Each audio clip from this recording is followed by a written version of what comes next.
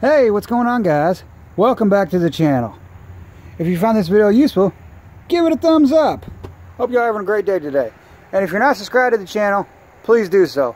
Hit that notification icon over in the right hand corner. Subscribe to the channel. In this video, we got this Honda that's got an idling problem, and I know it's got one of these million of freaking vacuum lines somewhere on this car unhooked. It's not actually this one.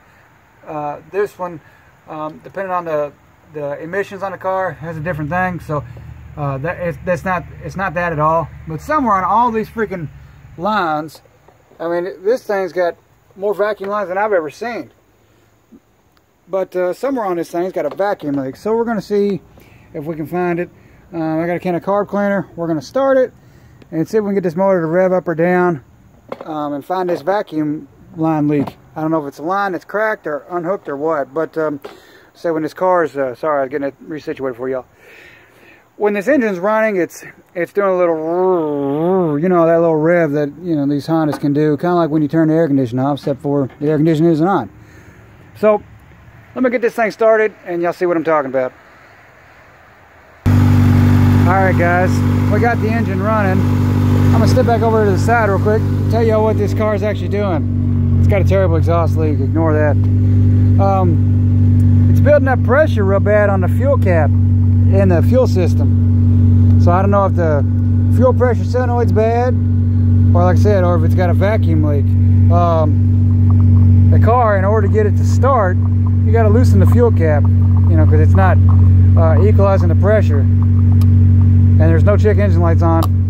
You know, like I said, the car's running now, but in order to start the car, you gotta back the cap off. I don't think y'all can hear that because it's damn exhaust. But everything instantly goes whoosh, and you know, it's building up too much pressure. Alright, let's go back up to the front. So yeah, like I said, this thing, it's revving high.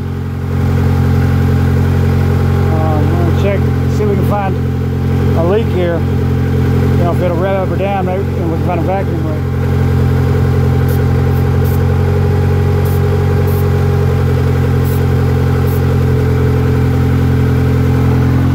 Yes, sir.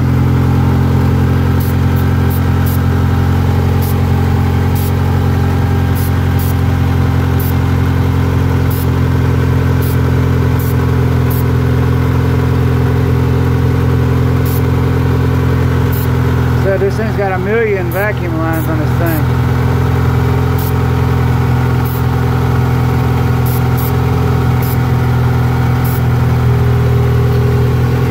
It's doing it right in that area. Let's go back down here. I can hear it rev just a little bit right in this area.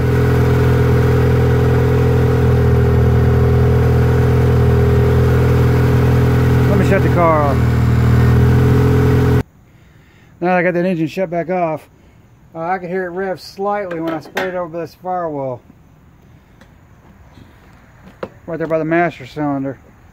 Now those are all brake lines, but right in front of it's some vacuum lines. And all those vacuum lines going right there on the back of the intake. Let me see if I can find one here. So I've never seen a vehicle with so many emissions and vacuum lines on it. I mean, there's probably 24 vacuum lines on this thing. They go all back here behind the intake.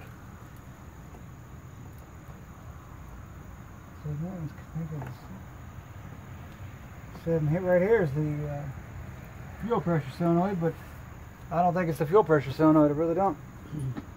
One, I put it on my scanner, and the fuel pressure is perfectly fine because I got a scan tool that'll read the fuel pressures on the vehicle and oxygen sensors and all that, and there's nothing wrong with the fuel pressures when the vehicle's running, you know, fluctuating and idling improperly.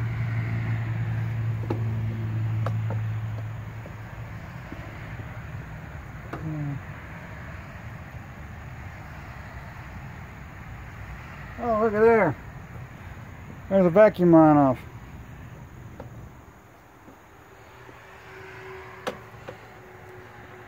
right there. Well, let me see if I can find where it goes. There we go, guys. Found that vacuum line. It really, we're going to have to get another one. It's really too short. I guess I don't know, it must have fell off or somebody's clipped it over time, I guess. And, you know, it's too tight. I don't want it to bend right there at the end and pinch it shut. But, yeah, apparently it runs right there. So, yeah, we'll have to grab another piece of vacuum line and replace that. It'd probably be best anyway, just probably dry rot it. Well, good. We'll see how it runs. Hopefully y'all found this video useful on how to find a vacuum leak. I said, you can use carb cleaner or some ether, anything like that that's combustible. I wouldn't necessarily recommend a flammable because, you know, hot exhaust, you want to, you know, catch fire on you. But if you use something that's combustible, that it can suck up through the, you know, wherever your vacuum leak is, it'll ignite in the combustion chamber, you know, or in the intake when it's sucking it in your engine. So I would definitely use something that's combustible over something that's flammable. Well, like I said, hopefully y'all found this video useful on how to find a vacuum leak on an engine. If y'all did, please give it a thumbs up. If you're not subscribed to the channel already, please do so. Y'all have a great day.